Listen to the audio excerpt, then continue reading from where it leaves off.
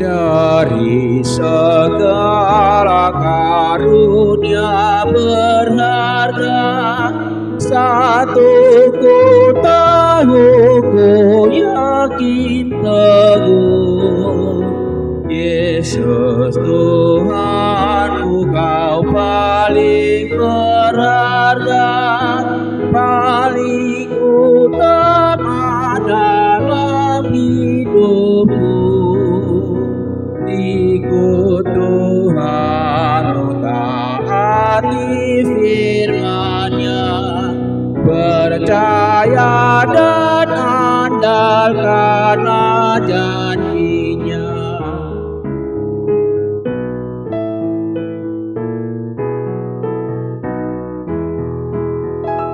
Naik hobi star saya potong Tuhanmu, nasana hurang sai buat pusi, lupa modai napa untuk rohamu, asa tiur sasude bogasmi. Takut Tuhan untuk tiup katana, sai pangasahon mabaga-bagana. Shalom saudara-saudara yang terkasih di dalam Yesus Kristus. Alangkah berbahagianya bisa berjumpa kembali di dalam renungan harian hari ini. Dan alangkah baiknya kita memulai hari kita setelah kita mendengarkan firman Tuhan. Mari kita mempersiapkan hati kita. Kasih karunia dan damai sejahtera dari Allah Bapa dan Anak-Nya Tuhan Yesus Kristus menyertai kamu sekalian. Amin. Firman Tuhan untuk kita hari ini dari Pengkhotbah pasal 7 ayat 7. Demikian dikatakan di dalam firman Tuhan. Hikmat yang benar. Sungguh pemerasan membodohkan orang berhikmat, dan uang suap merusakkan hati. Demikian dikatakan di dalam firman Tuhan. Hikmat yang benar, yang menjauhkan pemerasan, menjauhkan kekerasan. Karena itu bertentangan dengan firman Tuhan. Kekerasan melanggar titah ke-6. Jangan engkau membunuh. Di sini dikatakan orang-orang berhikmat akan menjadi bodoh karena pemerasan yang bisa menghampiri mereka. Pemerasan yang ada di suatu negara tentu akan membuat negara itu terpengaruh. Orang-orang berhikmat tentu tidak akan menyampaikan apa yang dia ketahui, karena dia takut untuk ditekan, dia takut untuk diperas, dia takut untuk diperlakukan tidak baik, dan itu dikatakan membuat menjadi bodoh.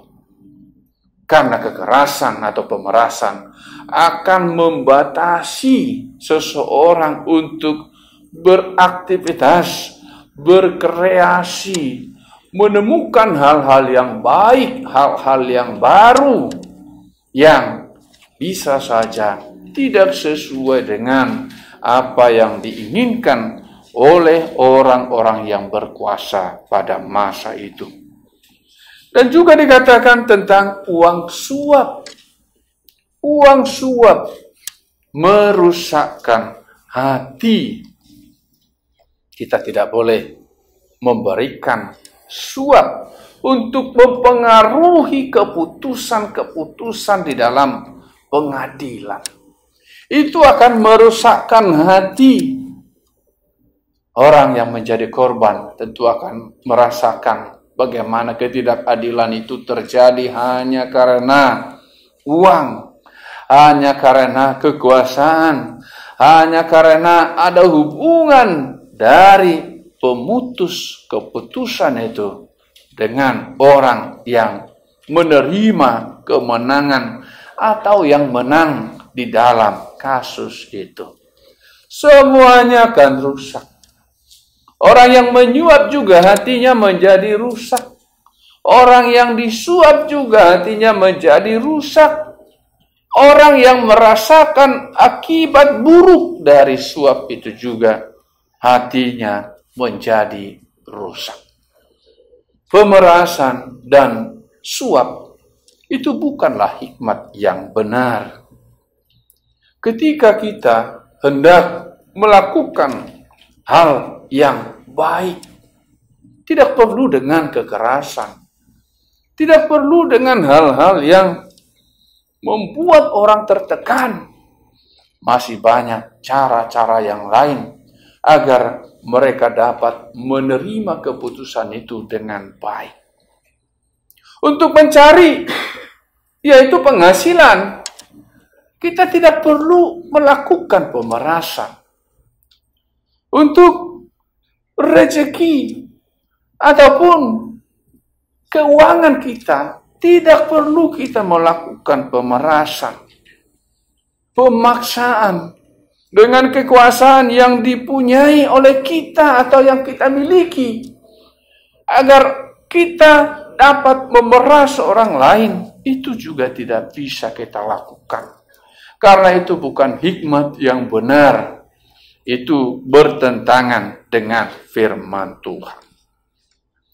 Oleh karena itu, saudara-saudara yang terkasih di dalam Yesus Kristus, firman Tuhan mengingatkan kita dengan mengatakan agar kita saling mengasihi.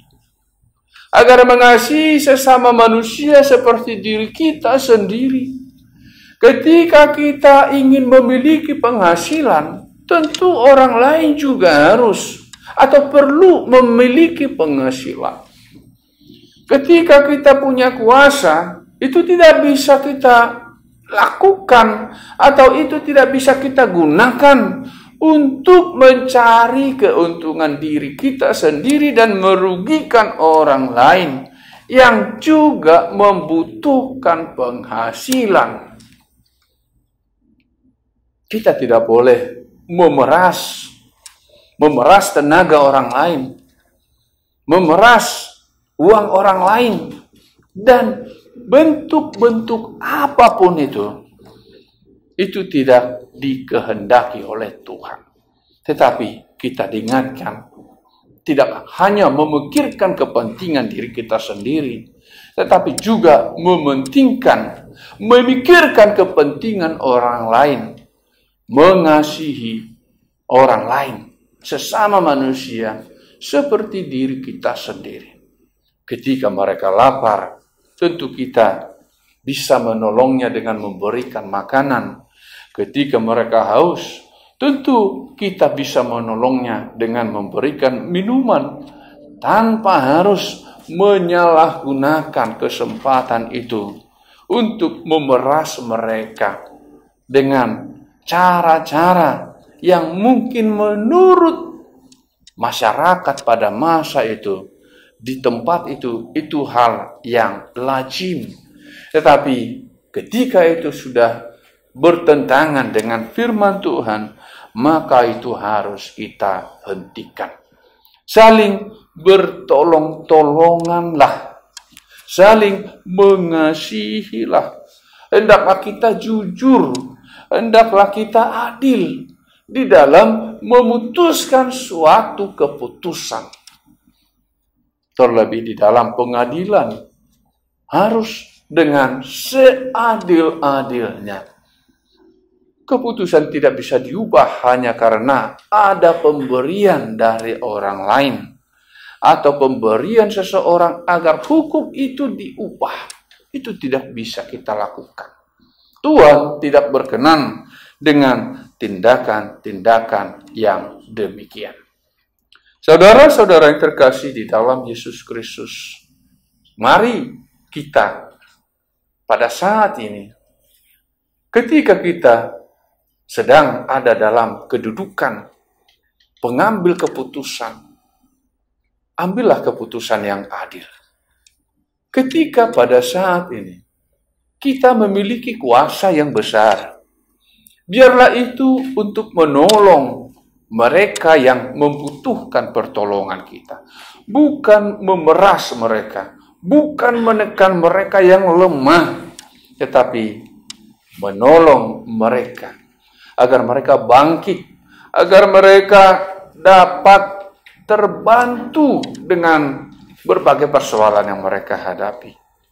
Ketika kita punya penghasilan yang besar, kita gunakanlah itu untuk hal-hal yang baik, bukan untuk menyuap, untuk memberikan suap kepada seseorang atau kepada suatu lembaga. Itu tidak berkenan di hadapan Tuhan. Hendaklah kita selalu melakukan hal-hal yang baik yang dikehendaki Tuhan di dalam kehidupan kita. Tuhan Yesus memberkati firman-Nya. Mari kita berdoa.